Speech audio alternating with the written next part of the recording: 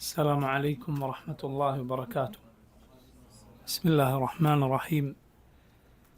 إن الحمد لله نحمده ونستعينه ونستغفره ونعوذ بالله من شرور أنفسنا ومن سيئات أعمالنا. من يهده الله فلا مضل له ومن يضلل فلا هادي له، وأشهد أن لا إله إلا الله وحده لا شريك له، وأشهد أن محمدا عبده ورسوله. يا أيها الذين آمنوا اتقوا الله حق تقاته ولا تموتن إلا وأنتم مسلمون. يا أيها الناس اتقوا ربكم الذي خلقكم من نفس واحدة وخلق منها زوجها وبث منهما رجالا كثيرا ونساء، واتقوا الله الذي تساءلون به والأرحام إن الله كان عليكم رقيبا. يا أيها الذين آمنوا اتقوا الله وقولوا قولا سديدا يصلح لكم أعمالكم ويغفر لكم ذنوبكم، ومن يطع الله ورسوله فقد فاز فوزا عظيما. أما بعد، فإن خير الكلام كلام الله، وخير الهدي هدي محمد صلى الله عليه وسلم، وشر الأمور محدثاتها، وكل محدثة بدعة، وكل بدعة ضلالة، وكل ضلالة في النار. പ്രിയമുള്ള സഹോദരങ്ങളെ, റബ്ബ് സുബ്ഹാനഹു വ തആലയുടെ ദീനിൽ ഏറെ പ്രാധാന്യമുള്ള വിഷയം, അല്ല ഏറ്റവും പ്രധാനപ്പെട്ട വിഷയം അഖീദയാണ്, വിശ്വാസമാണ്. ഈ വിശ്വാസ കാര്യങ്ങളിൽ അതിൽ തന്നെ ഏറ്റവും പ്രാധാന്യമുള്ളതാണ് റബ്ബ് സുബ്ഹാനഹു വ തആലയെക്കുറിച്ച്, അവൻ്റെ പേരുകളെക്കുറിച്ച്, വിശേഷണങ്ങളെക്കുറിച്ചുള്ള അറിവ്. അതുപോലെ ഇസ്ലാമിലെ നേരായ പാതയിൽ എന്നും നിലകൊള്ളുന്ന വിജയിച്ച കക്ഷിയും വഴിപിഴച്ചുപോയ കക്ഷികളും തമ്മിലുള്ള വ്യത്യാസങ്ങൾ, മുസ്ലിമീങ്ങളിൽ പലരും വഴിതെറ്റിപ്പോയ, യഥാർത്ഥ പാതയിൽ നിന്ന് കുതറിപ്പോയ വിഷയങ്ങളും അതിലെ ശരിയായ നിലപാടും, ഈ കാര്യങ്ങൾ വിശദീകരിക്കപ്പെട്ട, എന്നാൽ അത് ചുരുങ്ങിയ രൂപത്തിൽ മനോഹരമായി വിവരിക്കപ്പെട്ട ഗ്രന്ഥമാണ്, റിസാലയാണ് ഷെയ്ഖുൽ ഇസ്ലാം ഇബ്നു തൈമിയ്യ റഹിമഹുല്ലാഹ് എഴുതിയിട്ടുള്ള അൽ അഖീദത്തു അൽ വാസിത്തിയ്യ എന്ന ഗ്രന്ഥം. റബ്ബിൻ്റെ തൗഫീഖിനാൽ, അവൻ്റെ അനുഗ്രഹത്താൽ ഈ റിസാലയാണ് ഈ മജ്ലിസുകളിൽ ഇൻഷാ അള്ളാഹ് നമ്മൾ വിശദീകരിക്കുന്നത്. അള്ളാഹു റബ്ബുൽ ആലമീൻ ഈ പഠനവും ഇരുത്തവും ഒത്തുചേരലുമെല്ലാം അവൻ്റെ വജ്ഹിനു വേണ്ടി മാത്രമായിരിക്കാൻ നമുക്ക് തൗഫീഖേകുമാറാകട്ടെ. ഇത് പൂർത്തീകരിക്കാനും അഹ്ലുസുന്നത്തിൻ്റെ അഖീദയിലായി ജീവിച്ചു മരിക്കാനും അള്ളാഹു എനിക്കും നിങ്ങൾക്കും തൗഫീഖേകുമാറാകട്ടെ. ഈ ദർസിൻ്റെ ഒരാമുഖമാണ് ഇന്നത്തെ മജ്ലിസിൽ നമ്മൾ ഉദ്ദേശിക്കുന്നത്. ഈ മജ്ലിസിൽ രണ്ട് കാര്യങ്ങളാണ് നമ്മൾ വിവരിക്കുന്നത്. ഒന്ന്, മുഅല്ലിഫിനെ കുറിച്ച്, ഇത് എഴുതിയ മഹാനായ ഇമാം ഷെയ്ഖുൽ ഇസ്ലാം ഇബ്നു തൈമിയ്യ റഹിമഹുല്ലാഹ്, അദ്ദേഹത്തിൻ്റെ ഒരു ചുരുങ്ങിയ ചരിത്രം. രണ്ടാമത്തേത് മുഅല്ലഫിനെ കുറിച്ച്, അഥവാ അദ്ദേഹം എഴുതിയ നമ്മൾ ഈ പഠിക്കാൻ പോകുന്ന റിസാലയെക്കുറിച്ച്, അതിലെന്താണുള്ളത്, അതിൻ്റെ ഉള്ളടക്കം എന്താണ്. ഈ രണ്ട് കാര്യങ്ങളാണ് ഇന്നത്തെ മജ്ലിസിൽ നമ്മൾ ഉദ്ദേശിക്കുന്നത്. വബില്ലാഹി തൗഫീഖ് വലാ ഹൗല വലാ ഖുവത ഇല്ലാ ബിഹ്. ഷെയ്ഖുൽ ഇസ്ലാം ഇബ്നു തൈമിയ്യ, അദ്ദേഹത്തിൻ്റെ പേര് അബുൽ അബ്ബാസ് തഖിയുദ്ദീൻ അഹ്മദ് ഇബ്നു അബ്ദുൽ ഹലീം ഇബ്നു അബ്ദുസ്സലാം ഇബ്നു തൈമിയ്യ റഹിമഹുല്ലാഹ്. അദ്ദേഹത്തിൻ്റെ കുനിയത്ത് അബുൽ അബ്ബാസ് എന്നാണ്. അബുൽ അബ്ബാസ് എന്നാണ് കുനിയത്ത്. കുനിയത്തിനെ കുറിച്ച് നിങ്ങൾക്ക് അറിവുണ്ടാകും. കുനിയത്ത് വിളിക്കുക, അത് പതിവുള്ള നാടുകളാണ് എങ്കിൽ അത് വളരെ നല്ല കാര്യമാണ്. അറബികൾക്കിടയിൽ പഴയകാലം മുതലേ പ്രചാരത്തിലുള്ള കാര്യമാണ് കുനിയ എന്ന്. നമ്മുടെ റസൂൽ സല്ലല്ലാഹു അലൈഹി വസല്ലമക്ക് അബുൽ ഖാസിം എന്ന് കുനിയത്തുണ്ടായിരുന്നു. അതുപോലെ കുട്ടികൾക്ക് അവരുടെ പേരിന് പുറമെ നാട്ടിൽ അങ്ങനെ ഒരു രീതി ഉണ്ടെങ്കിൽ പ്രത്യേകിച്ചും ഒരു കുനിയത്ത് വിളിക്കുക നല്ല കാര്യമാണ്. അതിൽ 2-3 ഗുണങ്ങളുണ്ട്. ഒന്ന്, ഈ കുട്ടി വലുതായി ഇങ്ങനെ ഒരു മകൻ അല്ലെങ്കിൽ മകൾ ഏതാണോ കുനിയത്ത് സ്വീകരിച്ചിട്ടുള്ളത് അങ്ങനെ ഒരു മക്കൾ ഒക്കെ ഉണ്ടാകുന്ന കാലം വരെ ജീവിക്കുമെന്ന തഫാഉൽ അഥവാ ശുഭപ്രതീക്ഷ അതിനുണ്ട്. മറ്റൊരു പ്രയോജനം, കുട്ടികളിൽ ഒരു ഉത്തരവാദിത്ത ബോധവും ഒരു ഗൗരവമൊക്കെ ഉണ്ടാക്കിയെടുക്കാൻ അത് സഹായിക്കും. കാരണം അത് മുതിർന്ന ആളെപ്പോലെ സൂചിപ്പിക്കുന്നതാണത്. ഒരു ആളുടെ പിതാവ് എന്നാണ് അതിൻ്റെ അർത്ഥം വരുന്നത്. കുനിയത്ത് വന്നാൽ ഒരു ഉത്തരവാദിത്ത ബോധം ഉണ്ടാകാൻ അത് സഹായിക്കും. അത് വളരെ നല്ല കാര്യമാണ്. എപ്പോഴും സുഖലോലുപതയിലും കുട്ടിത്തത്തിലും കഴിയുന്നതിനേക്കാൾ കുട്ടികൾക്ക് ജീവിതത്തിൽ പ്രയോജനപ്പെടുന്ന കാര്യമാണ് ജീവിതത്തിൻ്റെ പരിക്കൻ യാഥാർത്ഥ്യങ്ങൾ അറിയുക, ഉത്തരവാദിത്ത ബോധമുണ്ടാവുക എന്നത്. നമ്മുടെ മുൻഗാമികൾ പലരും അങ്ങനെയായിരുന്നു. സഹാബത്ത് റളിയല്ലാഹു അൻഹും അവരുടെ ചരിത്രം എടുത്തു നോക്കിയാൽ വളരെ ചെറിയ പ്രായത്തിൽ വലിയ ഉത്തരവാദിത്തങ്ങൾ നിറവേറ്റിയ മഹാന്മാരായ സഹാബത്തിനെ നമുക്ക് കാണാം. സഅദ് ഇബ്നു മുആദ് റളിയല്ലാഹു അൻഹു അദ്ദേഹം മരണപ്പെടുമ്പോൾ തന്നെ 30-35 അങ്ങനെ 40-ൽ താഴെയുള്ള പ്രായമായിരുന്നു അദ്ദേഹത്തിന്. പക്ഷേ അതിനും വർഷങ്ങൾക്ക് മുൻപ് റസൂലുള്ളാഹി സ്വല്ലല്ലാഹു അലൈഹി വസല്ലം മദീനയിലെത്തുമ്പോൾ ഔസ് ഗോത്രത്തിൻ്റെ നേതാവായിരുന്നു സഅദ്.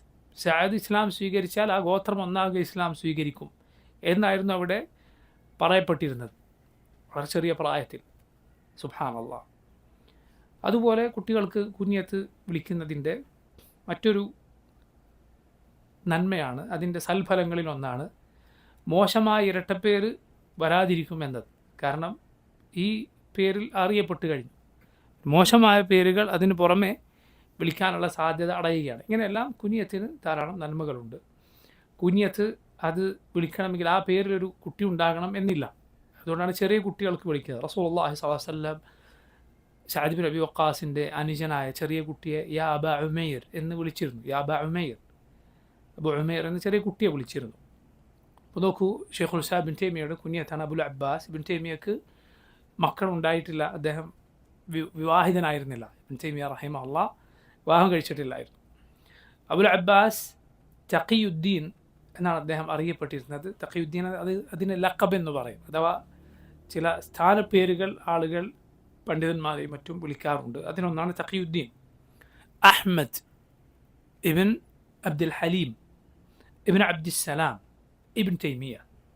ഇബ്ൻ തൈമിയ്യ എന്നത് ആ കുടുംബം അറിയപ്പെട്ടിരുന്ന ഒരു പേരാണ്. ആലു തൈമിയ്യ എന്നവരറിയപ്പെട്ടിരുന്നു. ഷെയ്ഖുൽ ഇസ്ലാമിൻ്റെ 5ാമത്തെ പിതാമഹൻ്റെ ഉമ്മയുടെ പേരായിരുന്നു തൈമിയ്യ. അദ്ദേഹത്തിൻ്റെ പിതാമഹന്മാരിൽ 5ാമത്തെ ആളുടെ ഉമ്മയുടെ പേരായിരുന്നു തൈമിയ്യ. അത് സ്ത്രീയുടെ പേരാണ്. ചിലപ്പോഴൊക്കെ അങ്ങനെ സ്ത്രീകളിലേക്ക് ഇബിൻ എന്ന് പേര് ചേർത്ത് ആളുകൾ പറയപ്പെടാറുണ്ട്. അസ്ൽ എന്താണ്, അടിസ്ഥാന നിയമം എന്താണ്? പിതാവിലേക്ക് ചേർത്ത് പറയുക എന്നതാണ്. കാരണം ഖുർആൻ അല്ലാഹു പറഞ്ഞു ഉദ്ഉഹും ലി അബാഇഹിം. സൂറത്തു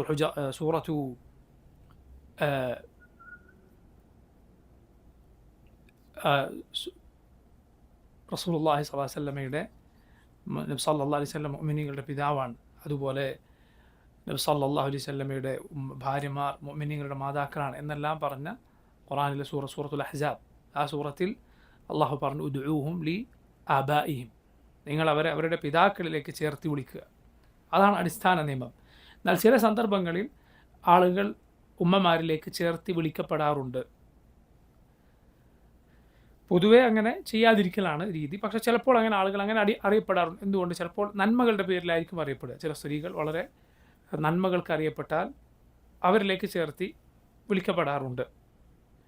ഉദാഹരണത്തിന് സൈനബ് റളിയല്ലാഹു അൻഹ നബി സല്ലല്ലാഹു അലൈഹി വസല്ലമയുടെ വളർത്തുപുത്രിയാണ്. നബിയുടെ ഭാര്യയുടെ മകൾ ഒരു സൈനബ് ഉണ്ടായിരുന്നു. അവരെ വിളിക്കാറുണ്ട് സൈനബ് ബിൻറ്റ് ഉമ്മി സലമ. സൈനബ് ബിൻറ്റ് ഉമ്മി സലമ, ഉമ്മു സലമയുടെ മകൾ സൈനബ്. നബി സല്ലല്ലാഹു അലൈഹി വസല്ലമയുടെ ഭാര്യമാരിൽ സൈനബ് ഉണ്ട്. 2 ഭാര്യമാരുടെ പേര് സൈനബ് എന്തായിരുന്നു? സൈനബ് ബിൻറ്റ് ഖുസൈമ, അതുപോലെ സൈനബ് ബിൻറ്റ് ജഹ്ഷ്. സൈനബ് ബിൻറ്റ് ഖുസൈമ, അതുപോലെ സൈനബ് ബിൻറ്റ് ജഹ്ഷ്. സൈനബ് ബിൻറ്റ് ഖുസൈമ റസൂലുള്ളാഹി സ്വല്ലല്ലാഹു അലൈഹി വസല്ലമയുടെ ജീവിതകാലത്ത് തന്നെ മരണപ്പെട്ട ഭാര്യയാണ്. സൈനബ് ബിൻറ്റ് ജഹ്ഷ് ആകട്ടെ നബിയുടെ വഫാത്തിന് ശേഷം ജീവിച്ചിട്ടുണ്ട്. നബിയുടെ ഭാര്യയുടെ മക്കൾ ഒരു സൈനബുണ്ട്, സഹാബി വനിതയാണ്. റസൂലുള്ളാഹി സ്വല്ലല്ലാഹു അലൈഹി വസല്ലമയുടെ റബീബത്ത് കൂടിയാണ്. നബിയുടെ ഭാര്യയുടെ മകൾ നബിയുടെ വീട്ടിൽ വളർന്ന കുട്ടിയാണ്. അവരെ സൈനബ് ബിൻറ്റ് ഉമ്മി സലമ എന്ന് വിളിക്കാറുണ്ട്, സൈനബ് ബിൻറ്റ് അബി സലമ എന്ന് പറയാതെ. എന്തുകൊണ്ടാണത്? കാരണം ഉമ്മയ്ക്ക് എന്ത് ശ്രേഷ്ഠതയുണ്ട്? ഉമ്മുൽ മുഅ്മിനീൻ എന്ന ശ്രേഷ്ഠതയുണ്ട്. മുഅ്മിനീങ്ങളുടെ മുഴുവൻ ഉമ്മയാണ് എന്നതുകൊണ്ട്. അപ്പോൾ നോക്കൂ, ഇങ്ങനെ ചില നന്മകൾ കൊണ്ട്, ചിലപ്പോൾ ചില പ്രത്യേക കാരണങ്ങൾ കൊണ്ട് സ്ത്രീകളിലേക്ക് മക്കളെ ചേർത്ത് വിളിക്കപ്പെടാറുണ്ട്. അങ്ങനെ തൈമിയയിലേക്ക് ഈ കുടുംബം വിളിക്കപ്പെട്ടിരുന്നു. ഷെയ്ഖുൽ ഇസ്ലാം ബിൻ തൈമിയ റഹിമഹുല്ലാഹ് ജനിച്ചത് ഒരു ഇൽമിൻ്റെ ബൈത്തിലാണ്, അഥവാ ഒരു പണ്ഡിത കുടുംബത്തിലാണ് ജനിച്ചത്. അദ്ദേഹത്തിൻ്റെ പിതാവും പിതാമഹനുമെല്ലാം പണ്ഡിതന്മാരായിരുന്നു. അദ്ദേഹത്തിൻ്റെ പിതാവ് അബ്ദുൽ ഹലീം ഷിഹാബുദ്ദീൻ എന്നറിയപ്പെട്ട ആളാണ്. ഷിഹാബുദ്ദീൻ എന്ന് അദ്ദേഹം അറിയപ്പെട്ടിരുന്നു. അതുപോലെ അദ്ദേഹത്തിൻ്റെ പിതാമഹൻ, ഉപ്പയുടെ ഉപ്പ അബ്ദുസ്സലാം, അദ്ദേഹം അബുൽ ബറക്കാത്ത് മജിദുദ്ദീൻ ഇബ്ൻ തൈമിയ എന്ന പേരിൽ പ്രസിദ്ധനാണ്. അദ്ദേഹത്തിന് കിതാബുകളുണ്ട്, ഫിഖ്ഹിൽ വളരെ അറിയപ്പെട്ട കിതാബുകൾ അദ്ദേഹത്തിന് ഉണ്ട്. ആർക്ക്? ഷെയ്ഖുൽ ഇസ്ലാം ഇബ്ൻ തൈമിയയുടെ പിതാമഹന് അബുൽ ബറക്കാത്ത് മജിദുദ്ദീൻ ഇബ്ൻ തൈമിയ.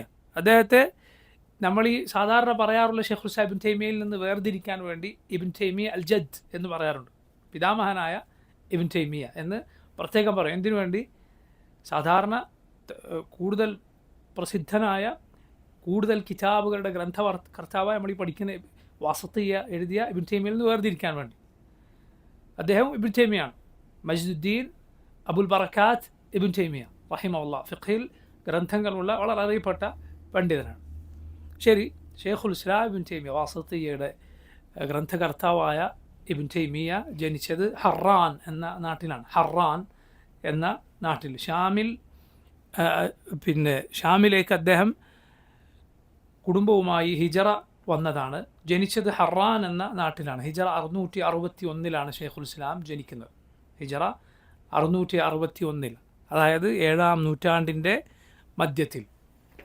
ഹിജറ 661 എന്ന് പറഞ്ഞാൽ അത് എത്രാമത്തെ നൂറ്റാണ്ടാണ്? 7-ാമത്തെ നൂറ്റാണ്ടാണ്. അങ്ങനെയാണ് എണ്ണുക. കാരണം റസൂലുള്ളാഹി സ്വല്ലല്ലാഹു അലൈഹി വസല്ലം ഹിജറ പോയ വർഷം, 1-ാമത്തെ വർഷം, 2-ാമത്തെ വർഷം, അത് 1-ാമത്തെ നൂറ്റാണ്ടാണ് ആണല്ലോ എണ്ണുക. 100 വരെ 1-ാമത്തെ നൂറ്റാണ്ടാണ് എണ്ണുക. അതുകൊണ്ട് 100 മുതൽ 200 വരെ 110, 120, 130 ഒക്കെ എത്രാമത്തെ നൂറ്റാണ്ടായിരിക്കും? ഹിജറ 2-ാമത്തെ നൂറ്റാണ്ട്. ഹിജറ 661 എന്ന് പറഞ്ഞാൽ അത് ഹിജറ 7-ാം നൂറ്റാണ്ടിൽ അങ്ങനെയാണ് പറയുക. എന്ന് വന്നാൽ നമ്മൾ ഈ ജീവിക്കുന്ന ഹിജറ എത്രാമത്തെ നൂറ്റാണ്ടായിരിക്കും? 15-ാമത്തെ നൂറ്റാണ്ട്. കാരണം ഇത് 1400 മുതൽ 1500 വരെയുള്ള കാലഘട്ടമാണ്. അതിന് 15-ാമത്തെ നൂറ്റാണ്ടെന്ന് പറയും. ഹിജറ 661 ഷെയ്ഖുൽ ഇസ്ലാം ഇബ്ൻ തൈമിയ ഹറാനിൽ ജനിക്കുന്നത്. അദ്ദേഹത്തിൻ്റെ കുടുംബം ആ നാട്ടിൽ നിന്ന് ഷാമിലേക്ക് ഹിജറ പോവുകയുണ്ടായി. ഷാമിലേക്ക് അവർ അവരുടെ ദീനുമായി പലായനം ചെയ്യേണ്ടി വന്നു. എന്ത് കാരണത്താൽ? താർത്താരികൾ മുസ്ലിം രാജ്യങ്ങളെ ആക്രമിച്ചിരുന്ന വളരെ പ്രയാസകരമായ ഒരു കാലമായിരുന്നു അത്. താർത്താരികൾ, അതുപോലെ മുഗളന്മാർ, അവരുടെ പൂർവ്വപിതാക്കൾ മുസ്ലിങ്ങളായിരുന്നില്ല. മുഗളന്മാരുടെ പൂർവ്വപിതാക്കൾ മുസ്ലിങ്ങളായിരുന്നില്ല. അവർ എന്നു മാത്രമല്ല മുസ്ലിം ലോകത്തെ കഠിനമായി ദ്രോഹിക്കുകയും അവരുടെ നാടുകൾ കീഴടക്കുകയും തകർത്ത് തരിപ്പണമാക്കുകയും ചെയ്തവരായിരുന്നു. പിന്നീട് അത്ഭുതകരമായ ആളുകൾ തന്നെ ഇസ്ലാമിലേക്ക് വന്നു. മുഗളന്മാരുടെ ചരിത്രം അതാണ്. യഥാർത്ഥത്തിൽ അവരുടെ പൂർവികർ ഇസ്ലാമിൻ്റെ കഠിന വിരോധികളായിരുന്നു. മുസ്ലിം നാടുകൾ തകർത്തെറിഞ്ഞവരായിരുന്നു. അള്ളാഹു റബ്ബുൽ ആലമീൻ പിന്നീട് അവർക്ക് ഹിദായത്ത് നൽകി. സുബ്ഹാനല്ലാഹ്. ഇത് അള്ളാഹുവിൻ്റെ നടപടിക്രമങ്ങൾ ഒരു പക്ഷേ നമ്മൾ വിചാരിക്കുന്നത് പോലെ ആകണമെന്നില്ല. ഈ കാലത്ത് ഇസ്ലാമിനും മുസ്ലിമീങ്ങൾക്കുമെതിരിൽ കഠിനമായ ശത്രുതയോടെ ജീവിക്കുന്ന ആളുകളെ ചിലപ്പോൾ അള്ളാഹു നാളെ അവർക്ക് ഹിദായത്ത് ഉദ്ദേശിച്ചിട്ടുണ്ടാകാം. അള്ളാഹു അവർക്ക് ഹിദായത്ത് ഉദ്ദേശിച്ചിട്ടുണ്ടാകാം. റബ്ബ് സുബ്ഹാനഹു വ തആലയുടെ നടപടിക്രമങ്ങൾ നമുക്കറിയാം. എങ്ങനെയാണ് അവൻ പ്രയാസങ്ങളെ, പ്രതിസന്ധികളെ നീക്കി നന്മ വരുത്തുക എന്ന് നമുക്ക് പറയാൻ സാധ്യമല്ല.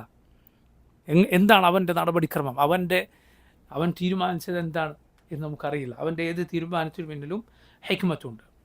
നോക്കൂ, ഈ തർത്താരികളുടെ ആക്രമണം കാരണത്താൽ ഷെയ്ഖുൽ ഇസ്ലാമിൻ്റെ കുടുംബം ഷാമിലേക്ക് ഹിജറ പോകേണ്ടി വന്നു. ഷെയ്ഖുൽ ഇസ്ലാം റഹിമഹുല്ലാ വളരെ ചെറിയ പ്രായത്തിൽ തന്നെ അദ്ദേഹം നന്മക്ക്, ജീവിത വിശുദ്ധിക്ക് അറിയപ്പെട്ട ആളായിരുന്നു. ചെറിയ പ്രായത്തിൽ തന്നെ കൂർമ്മ ബുദ്ധിക്ക്, അതുപോലെ അതിവേഗം ഹിഫ്ളാക്കുന്നതിൽ, അതിവേഗം മനഃപ്പാടമാക്കുന്നതിൽ, ഇതിലൊക്കെ അറിയപ്പെട്ടിരുന്ന ആളായിരുന്നു ഷെയ്ഖുൽ ഇസ്ലാം. ചെറിയ പ്രായത്തിൽ തന്നെ അദ്ദേഹത്തിൻ്റെ ഹിഫ്ൾ, അത് വളരെ മനഃപ്പാടം വളരെ ശക്തമായിരുന്നു. അള്ളാഹുവിൻ്റെ കിതാബും റസൂലുള്ളാഹി സല്ലല്ലാഹു അലൈഹി വസല്ലമയുടെ സുന്നത്തും അതിൽ അത്ഭുതകരമായ ആഴത്തിലുള്ള ഹിഫ്ൾ ഷെയ്ഖുൽ ഇസ്ലാമിന് ഉണ്ടായിരുന്നു. വലിയ ബൃഹത്തായ ഹദീസിൻ്റെ ഗ്രന്ഥങ്ങൾ കൺമുന്നിൽ പ്രദർശിപ്പിച്ചു വച്ചതുപോലെ അദ്ദേഹത്തിന് ഹിഫ്ൾ ഉണ്ടായിരുന്നു എന്നാണ്. കണ്ണുകൊണ്ട് നോക്കിയിട്ട് പറയുന്നത് പോലെ അദ്ദേഹം ബൃഹത്തായ ഹദീസിൻ്റെ ഗ്രന്ഥങ്ങളിലെ ഇമാം അഹ്മദിൻ്റെ മുസ്നദ് പോലെ 10,000 അതിലുമധികം ഹദീസുകളുള്ള ഗ്രന്ഥങ്ങളിലെ ഹദീസുകൾ അദ്ദേഹം പറയുമായിരുന്നു. അതുപോലെ ഷെയ്ഖുൽ ഇസ്ലാം വേറിട്ട് നിന്ന മഹത്തരമായ മറ്റൊരു കാര്യമാണ് അഇമ്മത്തിൻ്റെ, മുൻഗാമികളായ ഇമാമുമാരുടെ വാക്കുകൾ. സഹാബത്തിൻ്റെ, താബിഈങ്ങളുടെ, 4 ഇമാമിങ്ങളുടെ, ആ കാലഘട്ടത്തിലെ ഉന്നതരായ പണ്ഡിതന്മാരുടെ വാക്കുകൾ അപൂർവമായ, തുല്യതയില്ലാത്ത ഹിഫ്ളും ഫഹ്മും, അത് മനഃപ്പാടമാക്കുകയും അത് മനസ്സിലാക്കുകയും അവരുടെ വാക്കിൻ്റെ ഉദ്ദേശം ശരിയായ രൂപത്തിൽ മനസ്സിലാക്കുകയും ചെയ്ത പണ്ഡിതനായിരുന്നു ഷെയ്ഖുൽ ഇസ്ലാം. എങ്ങനെയാണത് മനസ്സിലാവുക? ഒരു പണ്ഡിതൻ്റെ വാക്കുകൾ അത് ഇങ്ങനെയാണ് മനസ്സിലാക്കേണ്ടത്, തെറ്റായി അത് ഇങ്ങനെ മനസ്സിലാക്കി പോകരുത് എന്നൊരാൾക്ക് എപ്പോഴാണ് കൂടുതൽ വ്യക്തമാവുക? അത് ചിന്തിച്ചാൽ മനസ്സിലാവും. അത് അദ്ദേഹത്തിൻ്റെ വാക്കുകൾ എല്ലാം വായിക്കുകയും അല്ലെങ്കിൽ അതിൽ ബഹുഭൂരിപക്ഷവും വായിക്കുകയും അത് ഇസ്തിഖ്റാ നടത്തുകയും ആവർത്തിച്ചത് വായിക്കുകയും ചെയ്താലാണ് ഇങ്ങനെ ഒരു രൂപത്തിൽ ഒരാൾക്ക് എത്തിച്ചേരാൻ സാധിക്കുക. അത് ഏതൊരാളുടെ കാര്യത്തിലും അങ്ങനെയാണ്. മനസ്സിലായി? ഒരു പണ്ഡിതൻ്റെ വാക്ക് അത് ഇങ്ങനെയാണ് മനസ്സിലാക്കേണ്ടത്, ആ പറഞ്ഞത് അതിൻ്റെ ഉദ്ദേശം ഇങ്ങനെയാണ്. തെറ്റായ ആളുകൾ മനസ്സിലാക്കുമ്പോൾ പൊതുവെ ചില ആളുകൾ ഇങ്ങനെ പറഞ്ഞു കൊടുക്കുന്നത് കേൾക്കാറില്ലേ നിങ്ങൾ? ഇതെപ്പോഴാണ് ലഭിക്കുക?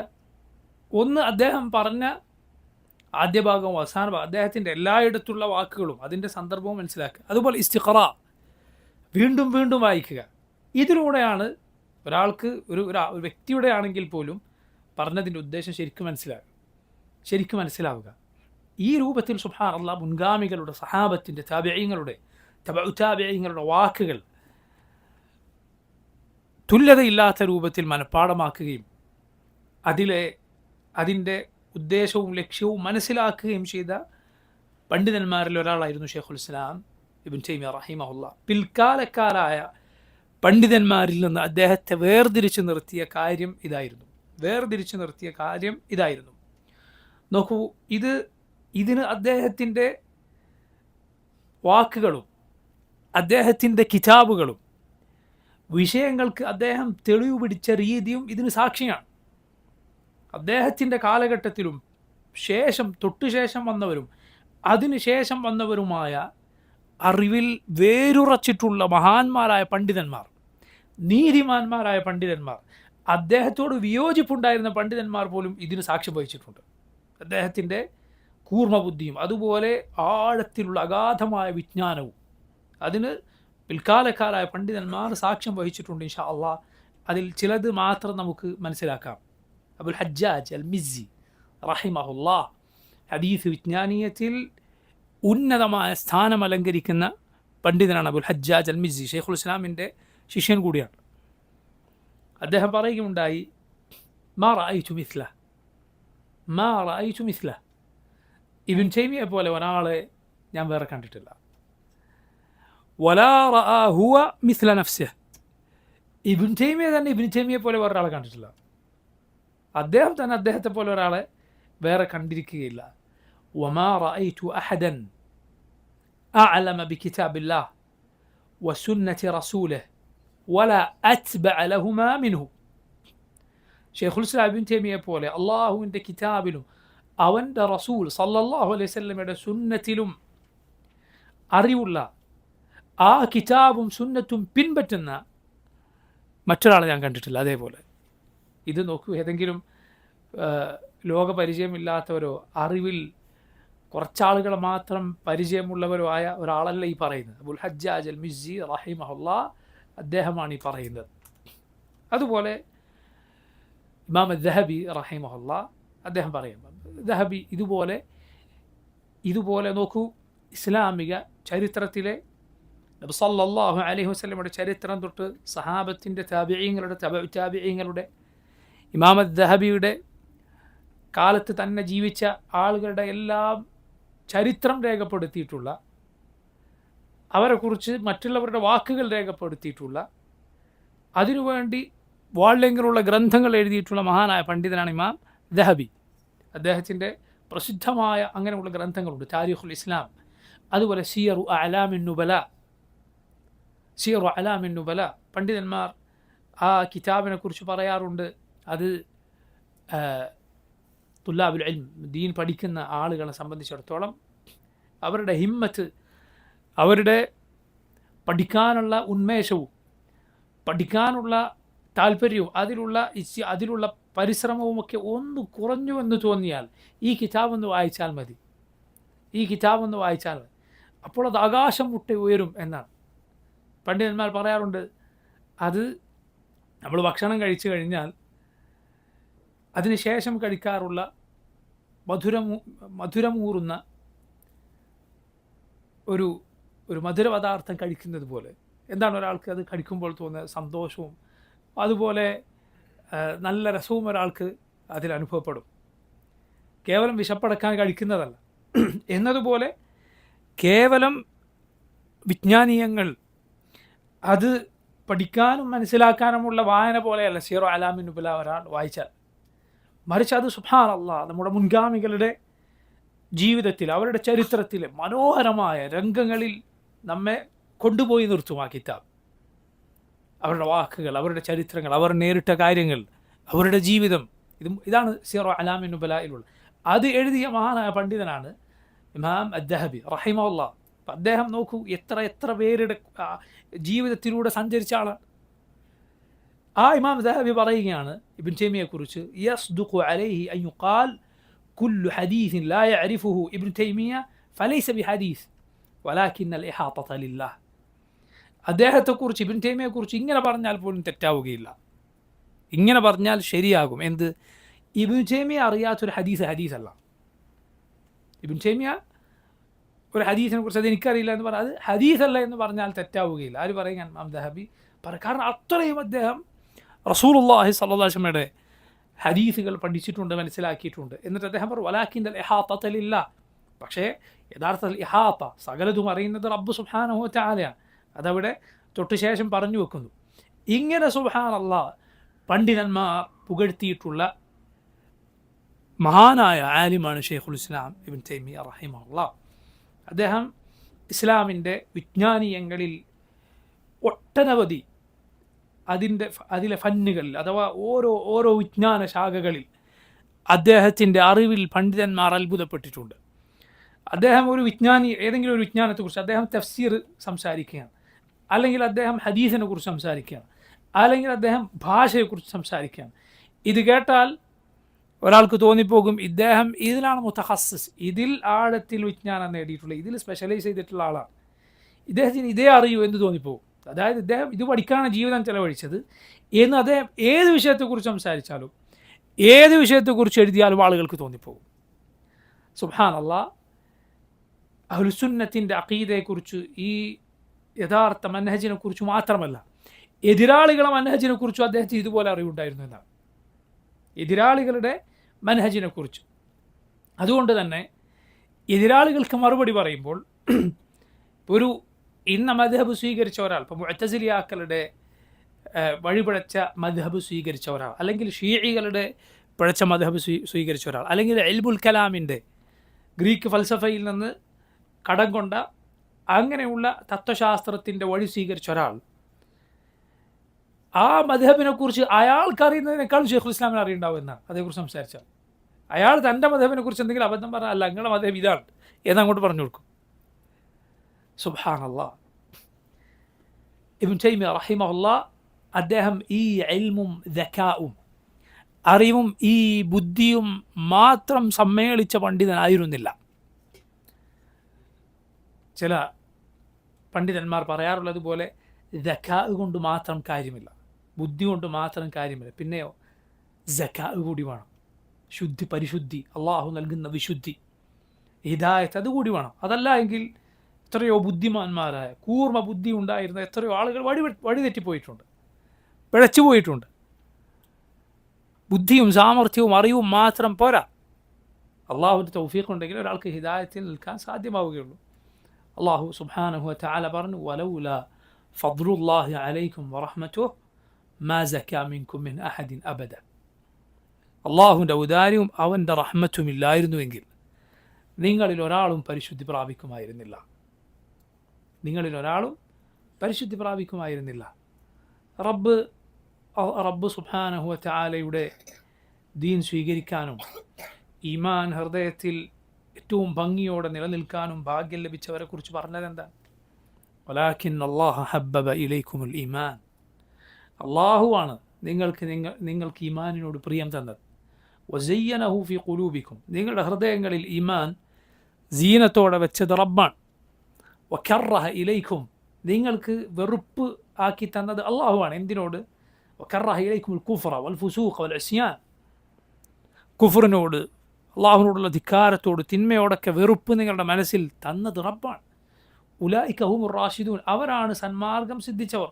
ഫദ്ലൻ മിനല്ലാഹി വ നിഅമ വല്ലാഹു അലീമുൻ ഹകീം. ഇതൊക്കെ അള്ളാഹു നൽകിയത് ഫദ്ലൻ, റബ്ബിൻ്റെ ഔദാര്യം കൊണ്ടാണ്. വ നിഅമ, അള്ളാഹുവിൻ്റെ അനുഗ്രഹം കൊണ്ടാണ്.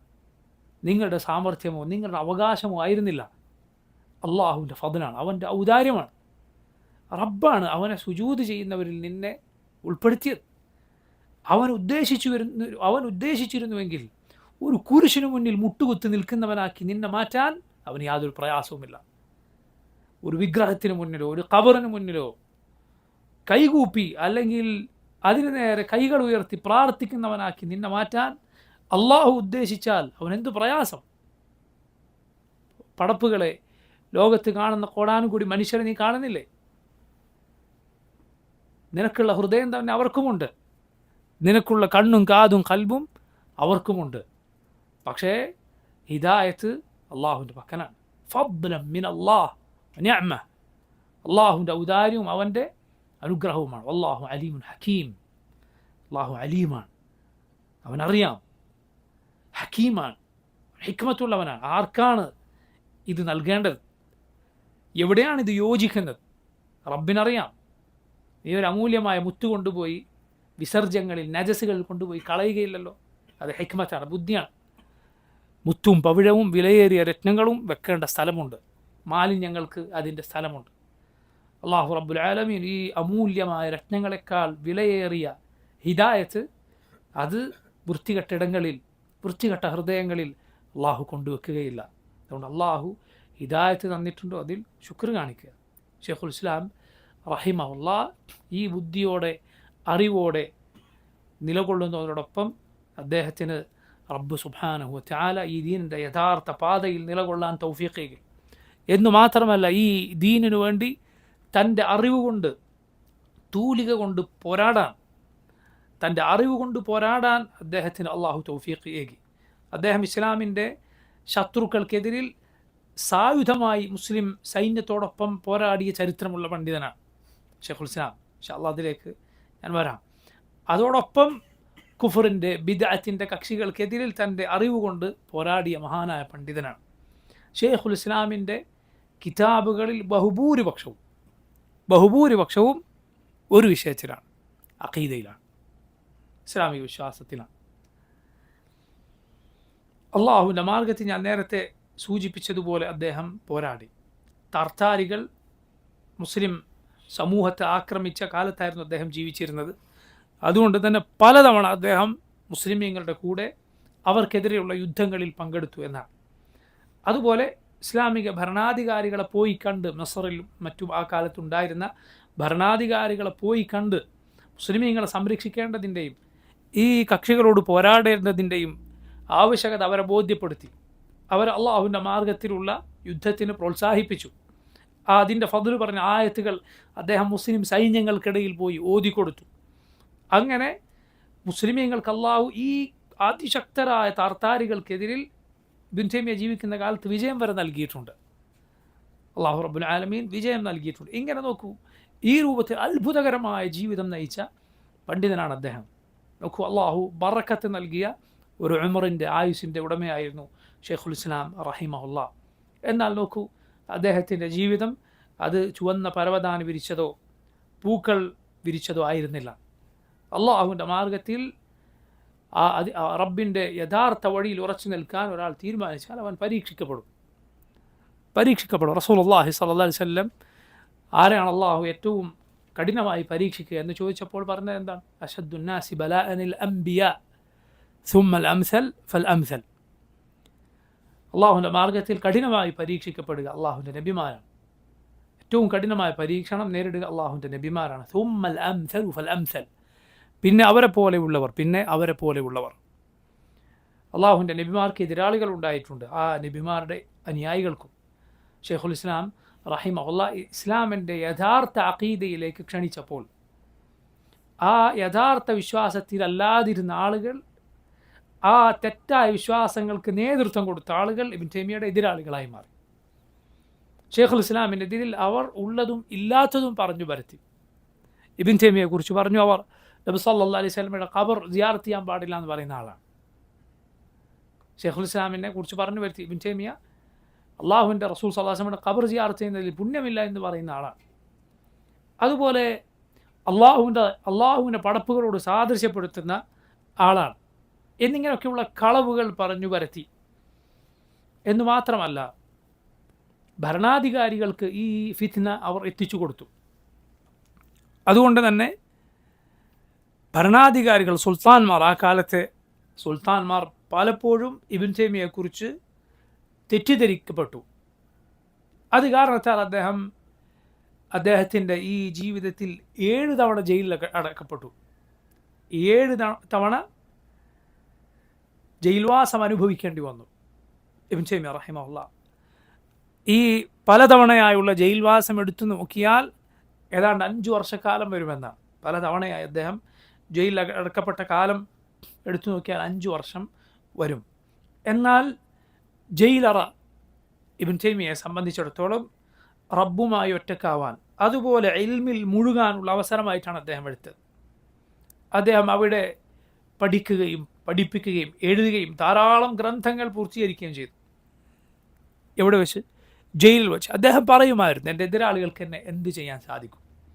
കാരണം എൻ്റെ സ്വർഗം അതെൻ്റെ ഹൃദയത്തിനാണ്, എൻ്റെ സന്തോഷം എൻ്റെ ഹൃദയത്തിനാണ്.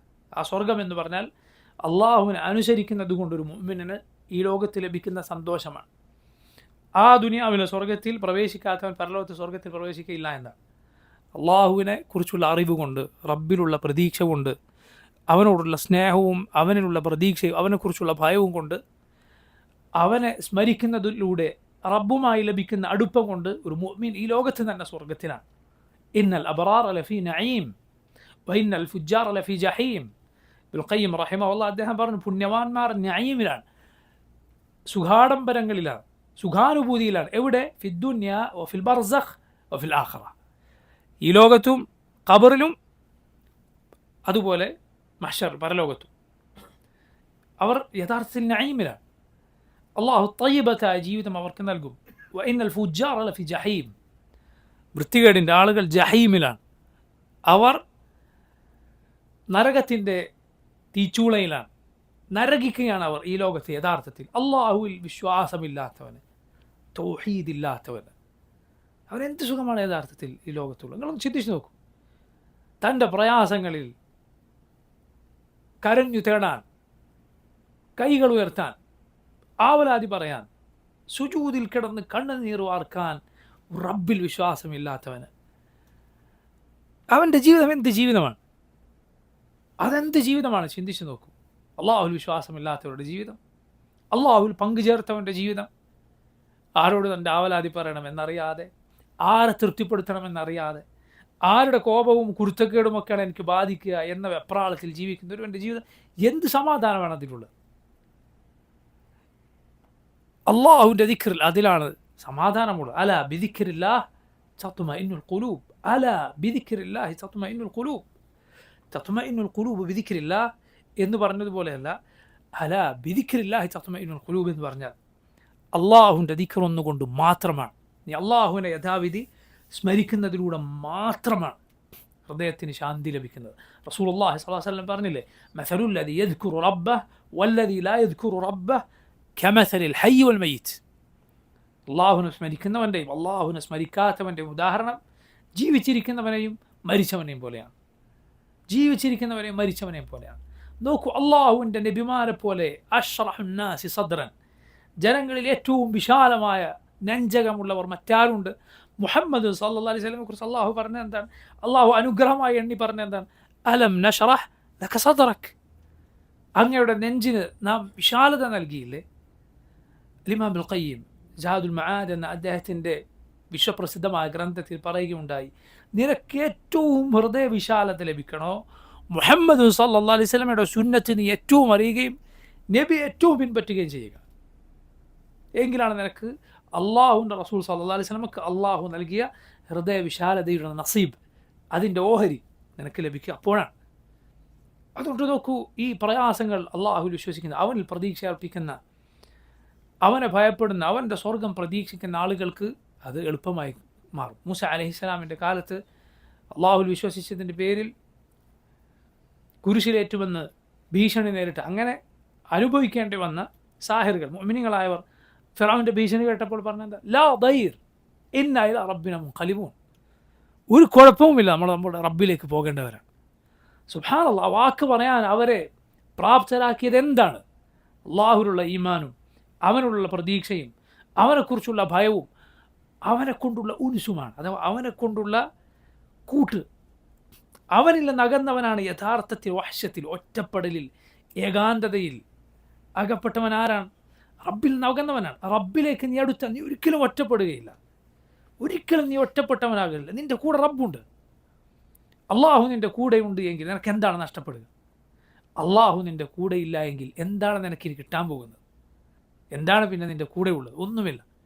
അതുകൊണ്ട് സുബ്ഹാനല്ലാഹ്, അള്ളാഹുവിനെ യഥാർത്ഥത്തിൽ അറിയുകയും അവന് വേണ്ടി ജീവിക്കുകയും ചെയ്ത ഈ പണ്ഡിതന്മാർക്ക് ജയിലറകൾ പ്രയാസമായിരുന്നില്ല. അവരത് അവസരമാക്കി എടുക്കുകയാണ്. ശൈഖുൽ ഇസ്ലാം ഇങ്ങനെ അദ്ദേഹം കിതാബുകളിൽ അതുപോലെ അള്ളാഹുവിൻ്റെ ഖുർആൻ പാരായണത്തിൽ മുഴുകി ഈ കാലഘട്ടത്തിൽ. സുബ്ഹാനല്ലാഹ്, എന്നിട്ട് പോലും ഖുർആൻ തഫ്സീറിൽ അത്ഭുതകരമായ വിജ്ഞാനമുള്ള ഖുർആനിലെ അറിവിൻ്റെ നിധികൾ നമുക്ക് പകർന്നു തരുന്നതിൽ ശൈഖുൽ ഇസ്ലാമിൻ്റെ വാക്കുകൾ, അതിൻ്റെ സ്ഥാനം വളരെ വലുതാണ്. അദ്ദേഹത്തിൻ്റെ ശിഷ്യൻ ഇബ്നുൽ ഖയ്യിം, അദ്ദേഹത്തിൻ്റെ വാക്കുകൾ, ഖുർആൻ്റെ തഫ്സീറിനെ കുറിച്ചുള്ള വാക്കുകൾ നമ്മെ അത്ഭുതപ്പെടുത്തുന്ന, ഇരുത്തി ചിന്തിപ്പിക്കുന്ന വാക്കുകളാണ്. അവർക്ക് ഖുർആൻ്റെ തഫ്സീറുള്ള അറിവ് പണ്ഡിതന്മാർ, അവരല്ലാത്ത പണ്ഡിതന്മാർ അംഗീകരിച്ചതാണ്. അത്രയും പ്രസിദ്ധമാണ്. എന്നിട്ട് പോലും ശൈഖുൽ ഇസ്ലാം റഹിമഹുല്ലാഹ് അദ്ദേഹം പറയുകയുണ്ടായി എന്നാണ്, അതായത് ഞാൻ എൻ്റെ ജീവിതത്തിൽ കുറച്ചുകൂടി ഇതിനേക്കാൾ എൻ്റെ മുഴുവൻ ശ്രദ്ധയും അള്ളാഹുവിൻ്റെ കിതാബിലാക്കിയിരുന്നുവെങ്കിൽ എന്ന് ഞാൻ കൊതിച്ചു പോവുകയാണ്. ഈ ആധുനിക കാലത്ത് ജീവിച്ചിരിക്കുന്ന പണ്ഡിതന്മാരിൽ ഒരാൾ പറയുകയുണ്ടായി, അദ്ദേഹം 11 അല്ലെങ്കിൽ അതിലധികമോ ഏതാണ്ട് അത്രയും മുൻഗാമികളായ പണ്ഡിതന്മാരുടെ വാക്കുകൾ ഇതേപോലെ കേട്ടിട്ടുണ്ട്.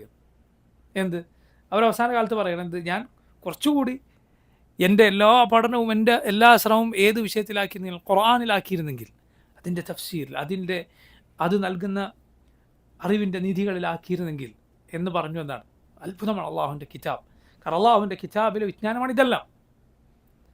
ബാക്കിയെല്ലാം, എല്ലാ വിജ്ഞാനങ്ങളും അള്ളാഹുവിൻ്റെ കിതാബിൽ നിന്നുള്ളതാണ്. അള്ളാഹുവിൻ്റെ കിതാബിൽ വിശദമായോ ചുരുങ്ങിയോ പ്രതിപാദിക്കപ്പെടാത്ത ഒരു മതവിജ്ഞാനവുമില്ല, ഒന്നുമില്ല. لقد أنزلنا إليكم كتابا فيه ذكركم فلا تعقلون. അള്ളാഹു ഇതാ ഈ കിതാബ് നാം നിങ്ങൾക്ക് നിങ്ങളുടെ ദിക്ർ, നിങ്ങളുടെ അഭിജാത്യവും അഭിമാനവും അന്തസ്സും ഏതിലാണുള്ളത് ആ കിതാബ് അവതരിപ്പിച്ചിരിക്കുന്നു. ഫലാ തഅഖിലൂൻ, ഇതിൽ അള്ളാഹു എല്ലാം യഥാർത്ഥത്തിൽ വിവരിച്ചിട്ടുണ്ട് എന്നാണ്, ഒന്നുകിൽ വിശദമായി അല്ലെങ്കിൽ സൂചനകളിലൂടെ. ഷെയ്ഖുൽ ഇസ്ലാം റഹിമഹുല്ലാഹ് അള്ളാഹുവിൻ്റെ കിതാബിൽ അഗാധമായ വിജ്ഞാനമുള്ള പണ്ഡിതനായിരുന്നു.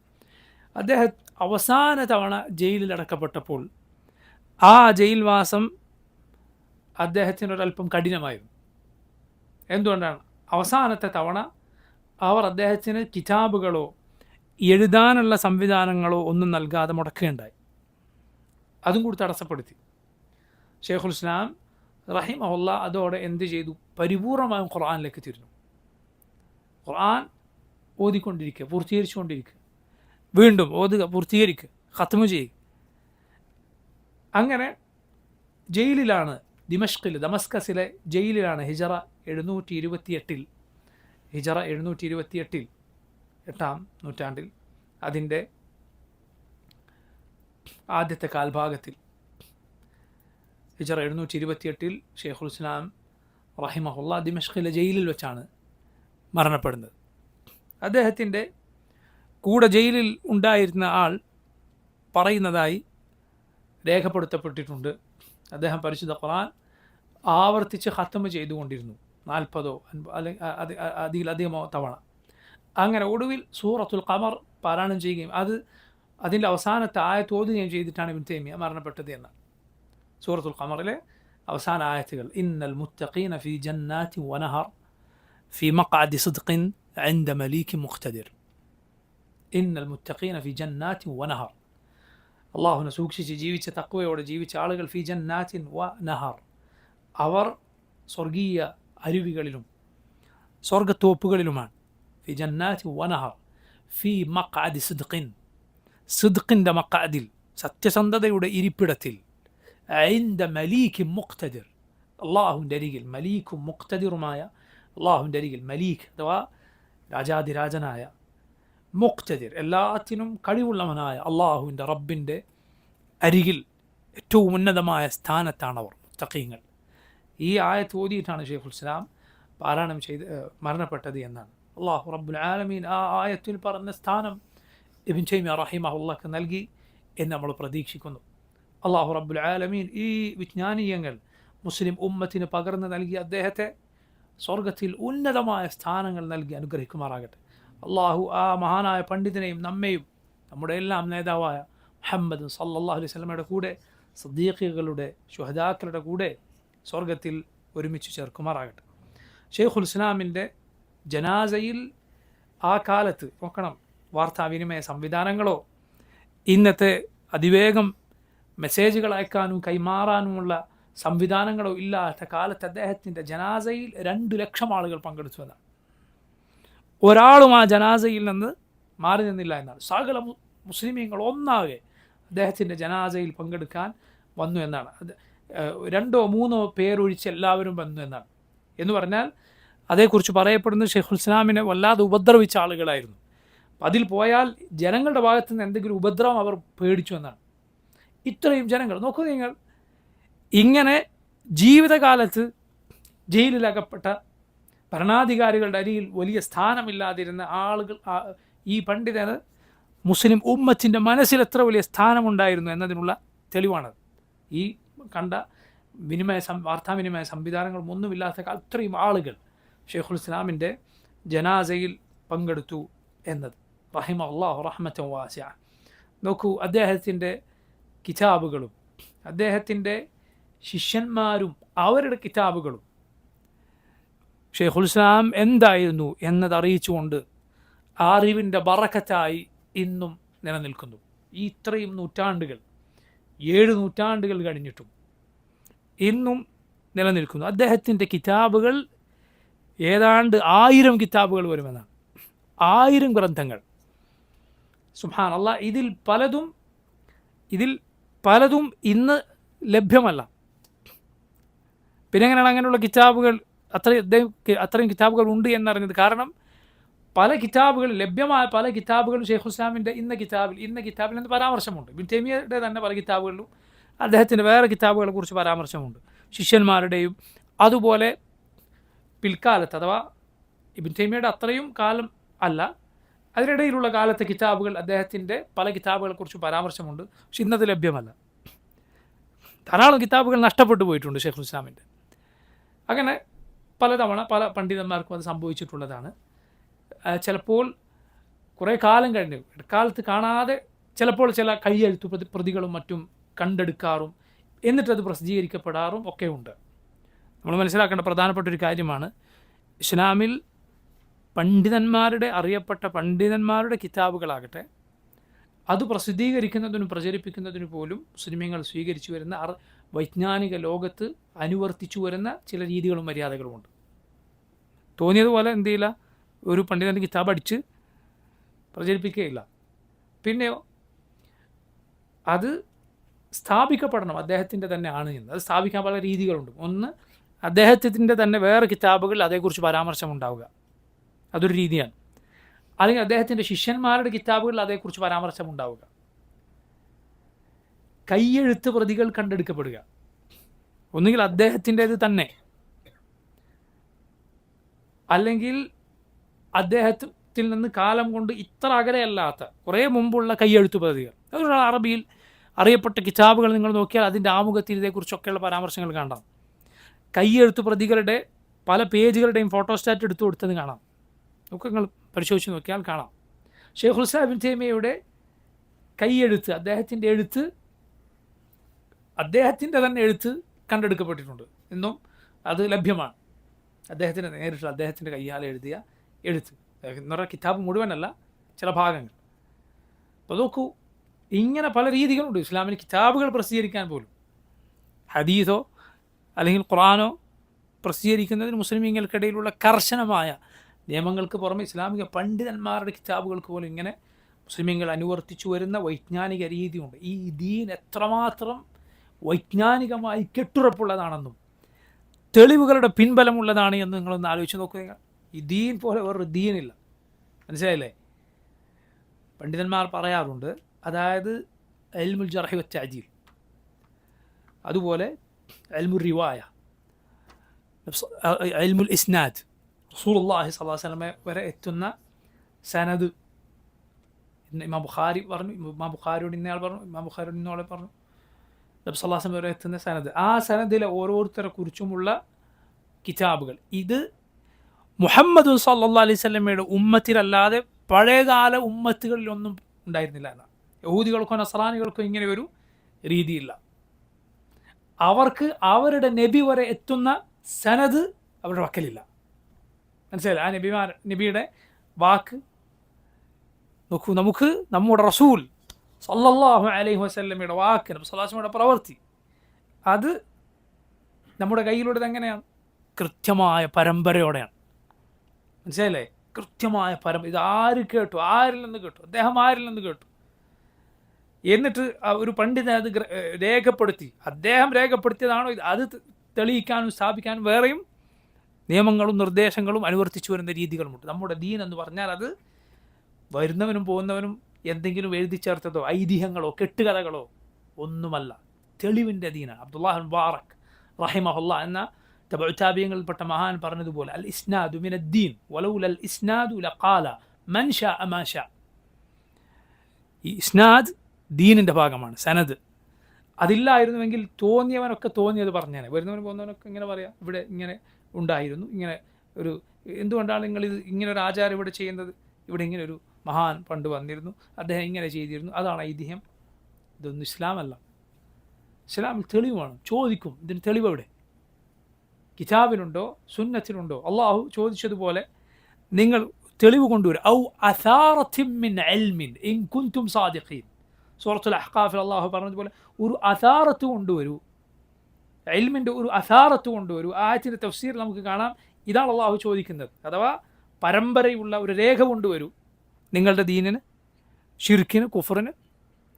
അള്ളാഹു ചോദിക്കാൻ ഈ ദീനിൻ്റെ പ്രത്യേകതയാണ്. നമ്മുടെ റസൂൽ സല്ലല്ലാഹു അലൈഹി വസല്ലം പഠിപ്പിച്ച ഈ ദീനിൻ്റെ പ്രത്യേകതയാണ്.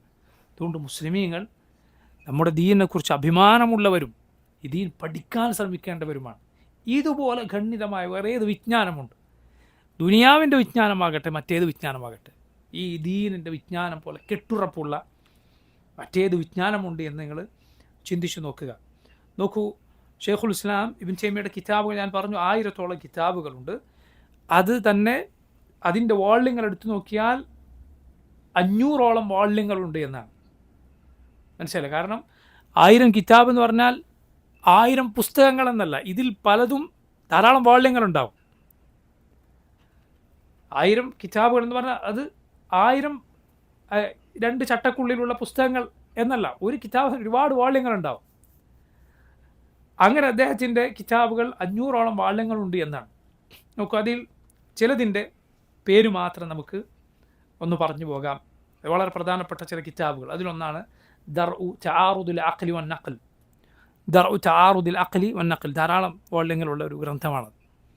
ആ പേര് സൂചിപ്പിക്കുന്നത് പോലെ തന്നെ ബുദ്ധിയും ദീനിൻ്റെ പ്രമാണങ്ങളും തമ്മിൽ യാതൊരു വൈരുദ്ധ്യവുമില്ല എന്ന് സ്ഥാപിക്കുന്ന കിതാബാണ് ദർഉ തആറുദുൽ അഖ്ലി വന്നഖൽ. അഖ്ലും നഖലും തമ്മിൽ, ബുദ്ധിയും ദീനിൻ്റെ പ്രമാണങ്ങളും തമ്മിൽ വൈരുദ്ധ്യമില്ല, ഒരിക്കലും എതിരാവുകയില്ല.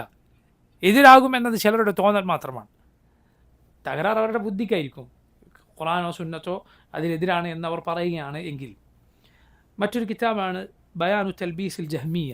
ബയാനു തൽബീസിൽ ജഹ്മിയ, ജഹ്മിയക്ക് അള്ളാഹുവിൻ്റെ സിഫത്തുകൾ നിഷേധിച്ച കക്ഷികൾക്ക് മറുപടിയാണ്.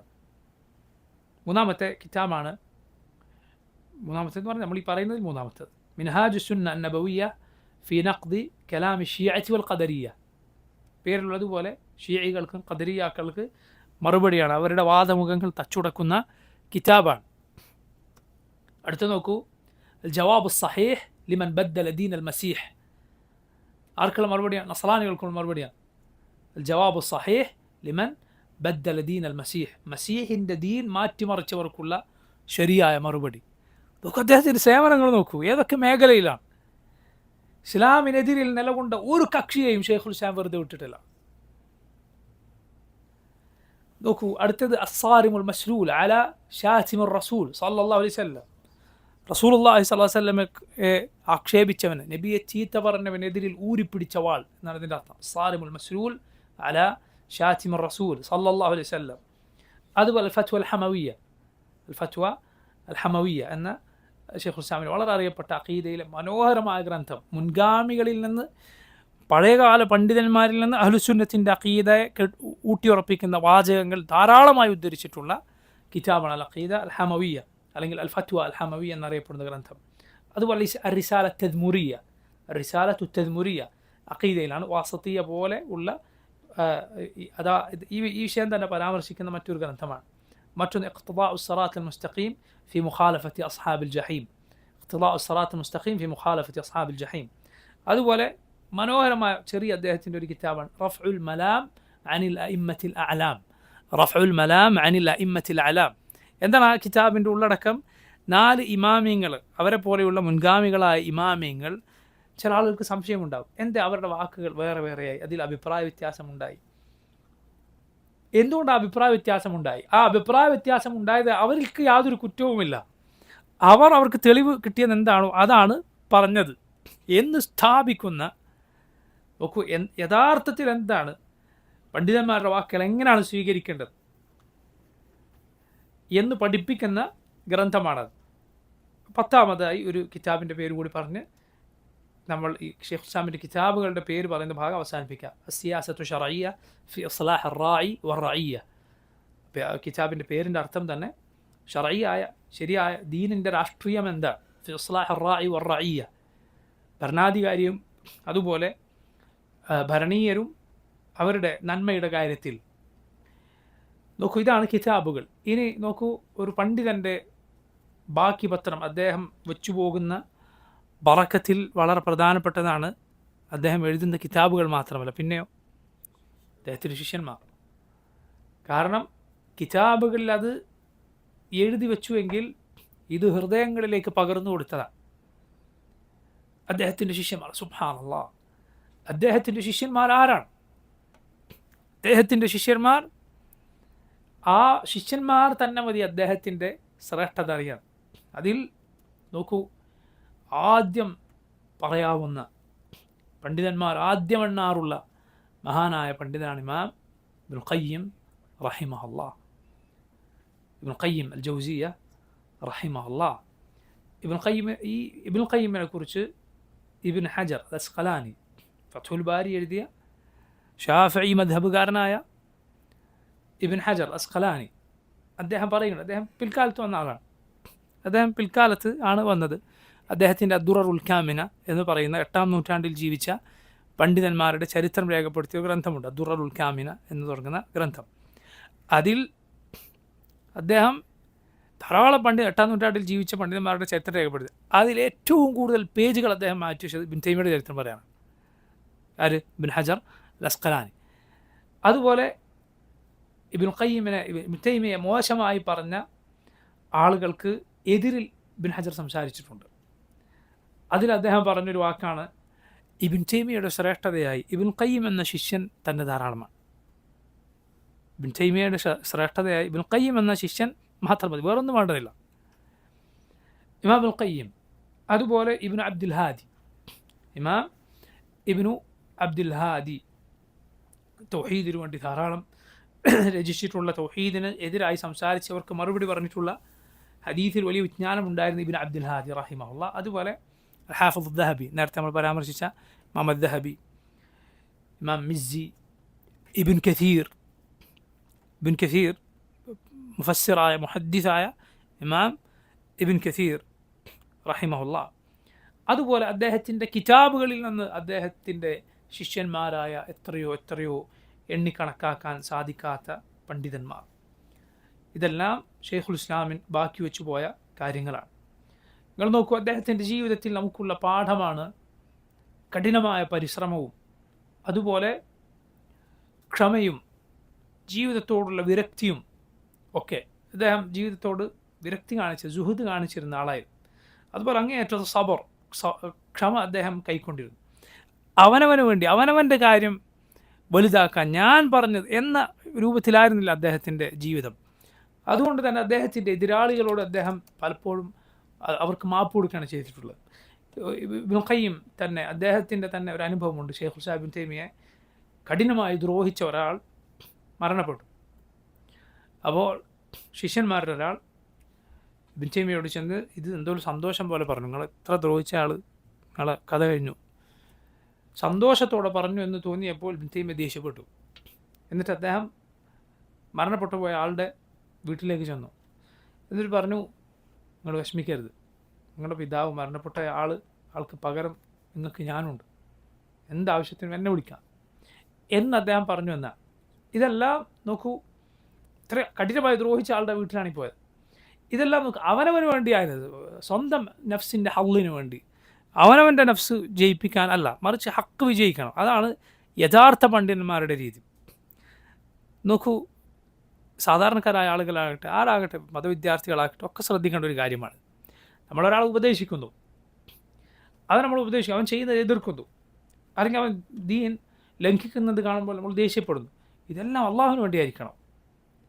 ഞാൻ പറഞ്ഞത് അവൻ കേട്ടില്ലല്ലോ, ആ രൂപത്തിലേക്കായി പോകരുത്. ദഅവത്തിൽ നമ്മുടെ നീയത്തിനെ മോശമായി ബാധിക്കുന്ന, നമ്മൾ ചിലപ്പോൾ മനസ്സിലാക്കാതെ പോകുന്ന ഒരു രംഗമാണ്. നമുക്ക് വേണ്ടി, അള്ളാഹുവിന് വേണ്ടി, റബ്ബിനു വേണ്ടി അങ്ങനെ നീ ഉപദേശിക്കാൻ നിന്നാൽ നിനക്ക് റാഹത്തുണ്ടാവും മനസ്സിൽ, നീ വല്ലാതെ പ്രയാസപ്പെട്ടു പോവുകയില്ല അള്ളാഹുവിന് വേണ്ടിയാണെങ്കിൽ. കാരണം ഹക്കിന് ഒരാൾ എതിർക്കുന്നെങ്കിൽ അവൻ എതിർക്കുന്ന യഥാർത്ഥത്തിൽ റബ്ബിൻ്റെ ആയത്തുകളെയാണ്. അള്ളാഹു റസൂലുള്ളാഹി സ്വല്ലല്ലാഹു അലൈഹി വസല്ലം പറഞ്ഞില്ലേ, നബിയോട് പറഞ്ഞില്ലേ, നബിയെ അങ്ങേയല്ല അവർ എതിർക്കുന്നത്, അങ്ങേയല്ല അവർ നിഷേധിക്കുന്നത്. വലാകിന്ന ളാലിമീന ബിആയാത്തില്ലാഹി യജ്ഹദൂൻ, അള്ളാഹുവിൻ്റെ ആയത്തുകളെയാണ് ഈ അക്രമികൾ നിഷേധിക്കുന്നത് എന്ന് റസൂലുള്ളാഹി സ്വല്ലല്ലാഹു അലൈഹി വസല്ലമയോട് റബ്ബ് പറഞ്ഞതുപോലെ.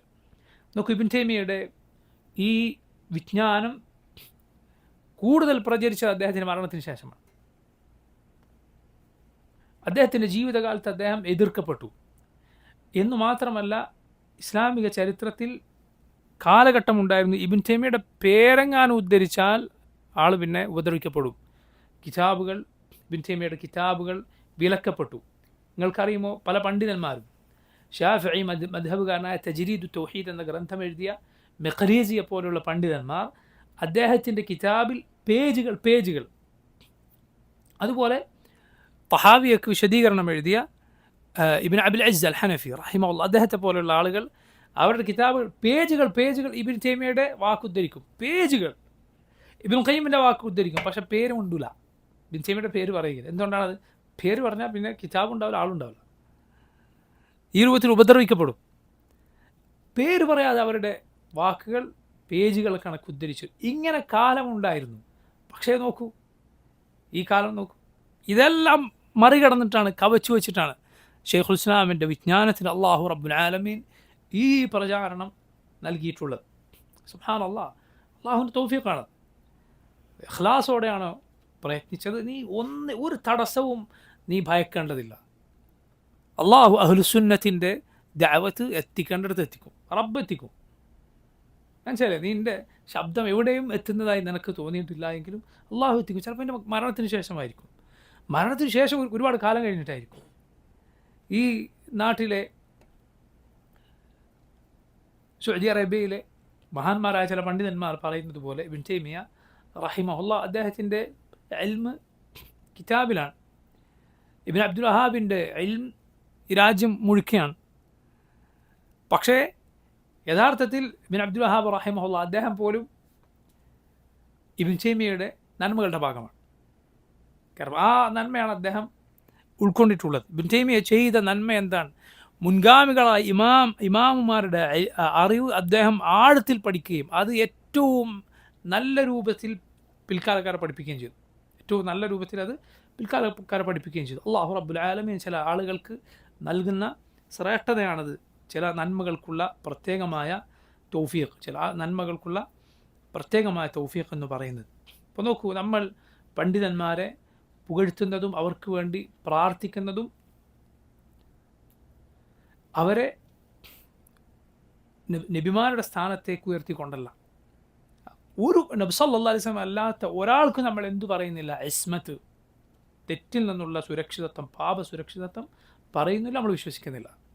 ഇബ്നു തൈമിയ്യ ആകട്ടെ ആരാകട്ടെ, മറിച്ച് അവരെ ബഹുമാനിക്കുക എന്നത് നമ്മുടെ ബാധ്യതയാണ്. റസൂലുള്ളാഹി സ്വല്ലല്ലാഹു അലൈഹി വസല്ലം പറഞ്ഞു, ലൈസ മിന്ന, നമ്മിൽപ്പെട്ടവനല്ല, മല്ലം യുജില്ല കബീറന, നമ്മിലെ പ്രായമേറിയവരെ ബഹുമാനിക്കാത്തവനും, വയർഹം സഗീറന, നമ്മിലെ കുട്ടികളോട് റഹ്മത്ത് കാണിക്കാത്തവനും, വയഅരിഫ് ലിആലിമിന ഹഖ, നമ്മുടെ ആലിമിന്, ഈ ഉമ്മത്തിലെ ആലിമിന് അയാളുടെ അവകാശം വകവെച്ച് കൊടുക്കാത്തവനും നമ്മിൽപ്പെട്ടവനല്ല എന്ന് റസൂലുള്ളാഹി സ്വല്ലല്ലാഹു അലൈഹി വസല്ലം പറഞ്ഞു. ആ ബാധ്യതയാണ് നമ്മൾ നിറവേറ്റുന്നത്. അഹ്ലുസുന്നത്തിൻ്റെ ഉലമാക്കളോടുള്ള ബഹുമാനവും സ്നേഹവും, അവരെ നമ്മൾ സ്നേഹിക്കുന്നു, ആദരിക്കുന്നു. അഹ്ലുസുന്നത്തിൽപ്പെട്ട പണ്ഡിതന്മാർക്ക് എന്തെങ്കിലും അബദ്ധം സംഭവിച്ചോ, അബദ്ധം നമ്മൾ സ്വീകരിക്കുകയില്ല, പക്ഷെ അവരുമായി നമ്മൾ ബന്ധം മുറിക്കുകയില്ല, അവരുമായി നമ്മൾ ബന്ധം മുറിക്കുകയില്ല. അവരുമായി നമുക്ക് ബന്ധമുണ്ട്, അവരോട് നമുക്ക് ബഹുമാനമുണ്ട്, അവരെ നമ്മൾ സ്നേഹിക്കുന്നു. പക്ഷെ അവരെക്കാൾ നമ്മൾ സ്നേഹിക്കുന്നത് ഹക്കിനെയാണ്, അവരെക്കാൾ സ്നേഹിക്കുന്നത് ഹക്കിനെയാണ്. അതുകൊണ്ട് അവർ വല്ല അബദ്ധവും പറഞ്ഞാൽ, അഹ്ലുസുന്നത്തിൽപ്പെട്ട ഉലമാക്കളെ കുറിച്ചാണ് ഈ പറയുന്നത്. അതല്ലാതെ ശിർക്കും ഖുറാഫാത്തും ബിദ്അത്തുകളും പ്രചരിപ്പിച്ച അതിനുവേണ്ടി നിലകൊണ്ട ആളുകളല്ല, അവർ ഹക്കിൻ്റെ ഉലമാക്കളല്ല. ഹക്കിൻ്റെ അഹ്ലുസുന്നത്തിൻ്റെ ആലിമീങ്ങളിൽ ഏതെങ്കിലും ഒരു ആലിമിനൊരു അബദ്ധം പറ്റിയാൽ എന്തു ചെയ്യും? അത് അബദ്ധമാണെന്ന് മനസ്സിലായാൽ നമ്മൾ ആ അബദ്ധം മാറ്റിവെക്കും, അത് സ്വീകരിക്കുകയില്ല. അവരുമായുള്ള ബന്ധം നമ്മൾ ചേർക്കും. അവരുടെ വിജ്ഞാനത്തെ നമ്മൾ തകർത്തെറിയുകയില്ല. ആ വിജ്ഞാനത്തെ ഒന്നാകെ സ്വീകരിക്കാൻ പാടില്ല, തോട്ടിലെറിയണം എന്ന് നമ്മൾ പറയുകയില്ല. അതാണ് നമ്മുടെ ബാധ്യത. കാരണം നബി സല്ലല്ലാഹു അലൈഹി വസല്ലം ഒഴികെ ബാക്കി എല്ലാവർക്കും ദീനിൻ്റെ കാര്യത്തിൽ തെറ്റുകൾ പറ്റാം. തെറ്റുകൾ പറ്റിയവരെ തള്ളാൻ എന്നാൽ ഒരാളും ബാക്കി ഉണ്ടാവുകയില്ല. ഇത് പറയുമ്പോൾ ചില ആളുകൾ ചോദിക്കും, നിങ്ങളാരാണ് ഇവർക്കൊക്കെ തെറ്റുപറ്റിയെന്ന് പറയാൻ? ഇമാം ഷാഫിഇക്ക് തെറ്റുപറ്റിയെന്ന് പറയാൻ നിങ്ങളാരാണ്? ഇമാം അബൂ ഹനീഫക്ക് തെറ്റുപറ്റിയെന്ന് പറയാൻ നിങ്ങളാരാണ് എന്ന് ചിലർ ചോദിക്കുന്നത് കാണാം. ഇബ്നു തൈമിയ്യക്ക് തെറ്റുപറ്റിയെന്ന് പറയാൻ നിങ്ങളാരാണ്? സുബ്ഹാനല്ലാഹ്, നമുക്കുള്ള മറുപടി അവർക്ക് തെറ്റുപറ്റിയെന്ന് നമ്മുടെ പോക്കറ്റിൽ നിന്നെടുത്ത് പറഞ്ഞല്ല, നമ്മൾ കണ്ടുപിടിച്ചതുമല്ല. ഇബ്നു അബ്ദുൽ വഹാബ് റഹിമഹുല്ലാഹ് അദ്ദേഹം ഈ വാദം, ഈ സംശയം അദ്ദേഹത്തിന് നേരെ ആളുകൾ ഉദ്ധരിച്ചപ്പോൾ, ഇത് പലരും പറയുന്ന കാര്യമാണ്, നിങ്ങൾ തൗഹീദിലേക്ക് സുന്നത്തിലേക്ക് ക്ഷണിച്ചു നോക്കൂ, അപ്പോൾ പലരും പറയുന്നത് കാണാം, അപ്പോൾ പണ്ഡിതന്മാർക്കൊക്കെ തെറ്റുപറ്റുമോ? അവരാ പറയുന്നതിൽ മറ്റൊരു ചതി കൂടിയുണ്ട്. എന്താണത്? ഇക്കണ്ട ഉലമാക്കളൊക്കെ ഇവരുടെ ശിർക്കും ഖുറാഫാത്തൊക്കെ പ്രചരിപ്പിച്ചവരാണ് എന്ന ഒരു തെറ്റിദ്ധരിപ്പിക്കലും കൂടി അതിലുണ്ട്. അതൊരിക്കലും ശരിയല്ല, നമ്മളത് അംഗീകരിച്ചു കൊടുക്കുന്നില്ല. മനസ്സിലായില്ല? അഖീദ ഇസ്ലാമിൻ്റെ അഹ്ലുസുന്നത്തിൻ്റെ മുഴുവൻ പണ്ഡിതന്മാരുടേതും ഒന്നാണ്, ഒരൊറ്റ അഖീദയാണ് സകല ഇമാമിയങ്ങളുടെയും. യാതൊരു വ്യത്യാസവുമില്ല. അബദ്ധം സംഭവിച്ചിട്ടുള്ളത് കേവലം മസ്അലകളിലാണ്, ഫഖഹിയായ മസ്അലകളിൽ. അതുപോലെ ഉസൂലുകളല്ലാത്ത, ദീനിൻ്റെ അടിസ്ഥാന പാഠങ്ങളല്ലാത്ത കാര്യങ്ങൾ, അതിനാണ് അഭിപ്രായ വ്യത്യാസമുള്ളത്. അപ്പം നോക്കൂ, അതിലേതെങ്കിലും ഒരു പണ്ഡിതൻ തെറ്റുപറ്റിയെന്ന് നമുക്ക് പറഞ്ഞു തന്നത് ഒന്നുകിൽ അദ്ദേഹത്തിൻ്റെ അതേ നിലവാരത്തിലുള്ള വേറൊരു പണ്ഡിതനാണ്, അല്ലെങ്കിൽ അതിനേക്കാൾ നിലവാരമുള്ള പണ്ഡിതനാണ്. അപ്പോൾ നമ്മൾ സ്വീകരിക്കുന്നത് ഹക്കാണ്. അപ്പോൾ നിങ്ങൾ പണ്ഡിതന്മാരെ തള്ളിയെന്ന് ചോദിച്ചാൽ, നീ ഏതെങ്കിലും ഒന്ന് സ്വീകരിച്ചാൽ അതിനെതിർ പറഞ്ഞ ഒരാളെ നീ സ്വാഭാവികമായി തള്ളേണ്ടി വരും. അപ്പോൾ ആ തള്ളുക എന്ന് പറയുന്നത് അവരുമായുള്ള ബന്ധം മുറിക്കലല്ല, മറിച്ച് ഹക്ക് സ്വീകരിക്കലാണ്. മനസ്സിലായില്ല? അതുകൊണ്ട് തെറ്റുപറ്റും എന്ന് പറഞ്ഞാൽ ഈ രൂപത്തിലാണ് നമ്മൾ അതിനെ മനസ്സിലാക്കേണ്ടത്. പണ്ഡിതന്മാരിൽ നിന്ന് നമ്മൾ ഇങ്ങനെയാണ് സ്വീകരിക്കുന്നത്. പണ്ഡിതന്മാർ ഹക്ക്, പണ്ഡിതന്മാർ സത്യം ഉണ്ടാക്കിയെടുത്തവരല്ല, പിന്നെയോ ആ സത്യം വെളിപ്പെടുത്തുകയും ജനങ്ങൾക്ക് പ്രചരിപ്പിച്ച് പഠിപ്പിക്കുകയും ചെയ്തവരാണ്. അവരല്ല സത്യം ഉണ്ടാക്കി, ഹക്ക് ദീൻ ഉണ്ടാക്കിയെടുത്തു, പക്ഷെ മറിച്ച് അവർ പഠിപ്പിക്കുകയാണ്. ഇതാണ് സഹാബത്ത് തൊട്ട് സകലരുടെയും രീതി. സഹാബത്ത് റളിയല്ലാഹു അൻഹു അവർ തൊട്ട് പരിഗണനീയരായ പണ്ഡിതന്മാരുടെ ഒക്കെ രീതി ഇതാണ്. ആളുകൾക്ക് അബദ്ധം സംഭവിച്ചാൽ ഇങ്ങനെയാണ് പറയുക. അപ്പോൾ നോക്കൂ, ഷെയ്ഖുൽ ഇസ്ലാം ഇബ്നു തൈമിയ്യയുടെ ചരിത്രവും അതിലെ ഗുണപാഠങ്ങളുമാണ് നമ്മൾ പറഞ്ഞത്. നമ്മൾ തുടക്കത്തിൽ സൂചിപ്പിച്ച രണ്ടാമത്തൊരു വിഷയമുണ്ട്, ഈ കിതാബിനെ കുറിച്ചുള്ള ഒരു ആമുഖം. ഇൻഷാ അല്ലാഹ് നമ്മൾ അടുത്ത ദർസിലേക്ക് അത് മാറ്റിവെക്കുകയാണ്. അല്ലാഹു സുബ്ഹാനഹു വ തആല സ്വീകരിക്കുമാറാകട്ടെ. اللهم ربنا تقبل منا إنك أنت السميع العليم وتب علينا إنك أنت التواب الرحيم. اللهم اغفر لنا ذنبنا كله دقه وجله وأوله وآخره وعلانيته وسره. اللهم اقسم لنا من خشيتك ما يحول بيننا وبين معاصيك، ومن طاعتك ما تبلغنا به جنتك، ومن اليقين ما تهون به علينا مصيبات الدنيا، ومتعنا بأسماعنا وأبصارنا وقوتنا ما أحييتنا، واجعله الوارث منا، واجعل ثأرنا على من ظلمنا، وانصرنا على من عادانا، ولا تجعل مصيبتنا في ديننا، ولا تجعل الدنيا أكبر همنا ولا مبلغ علمنا، ولا تسلط علينا من لا يرحمنا. صلى الله وسلم وبارك وأنعم على نبينا محمد وآله وصحبه أجمعين. سبحانك اللهم وبحمدك، أشهد أن لا إله إلا أنت، أستغفرك وأتوب إليك. السلام عليكم ورحمة الله وبركاته.